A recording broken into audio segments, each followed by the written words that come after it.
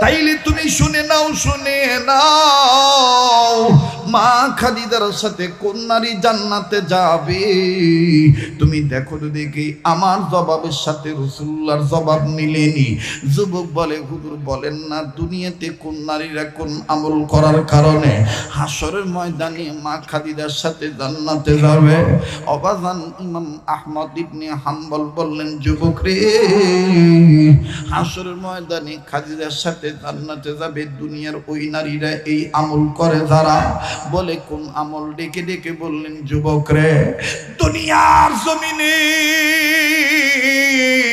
যেই নারীগণ মা বোন স্বামীর অচল অবস্থায় স্বামীর অভাব দেখা দিলে নিজের গচ্ছিত সম্পদ আল্লাহকে রাজি খুশি করার জন্য স্বামীর পক্ষে সেটা দান করে দিবে, স্বামীকে খুশি রাখবে আল্লাহর খুশির জন্য। আমি বলে দিলাম, আমার নবী বলেছেন, কথাটা নোট করে বলে দিলাম, দুনিয়াতে যে মহিলারা স্বামীর খেদমতগার হবে, স্বামীর অভাবের সময় সম্পদ, বাবার বাড়ির সম্পদ, নিজের গচ্ছিত সম্পদ আল্লাহকে রাজি করার জন্য স্বামীকে দান করে দিবে, আল্লাহর নবী বলেন তারা আমার খাদিজার সাথে জান্নাতে যাবে।